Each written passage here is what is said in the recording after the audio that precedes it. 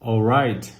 Which also has African rhythms and it's very loud, very energetic.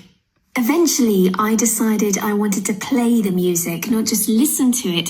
So I saved up and bought a drum. It was an atabaki. It's a drum you play with your hands.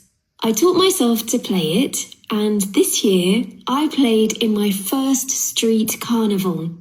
We were playing in the street, my whole body was part of the rhythm. It was incredible. The best thing I've ever done. So now I've decided that I want to be a music teacher. Yeah, well, my music experience was going to the opera. I was travelling through Italy with a group from university. We got to Verona, and there was this opera festival on. I wasn't really interested in opera, a bit boring at first. But then it started to get dark.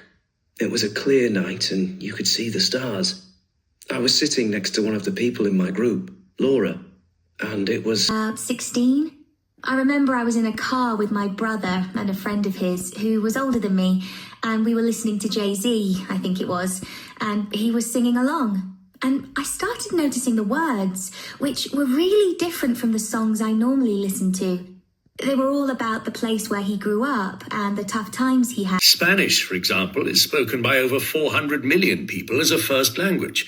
English has close to 400 million native speakers. Portuguese and French have over 200 million. And the language with the most native speakers is Mandarin Chinese. It's spoken by... I should say one kind of interesting set of studies that's emerging now is that some people who have trouble with attention, especially while reading, are finding it very beneficial to listen to audiobooks while actually reading the book.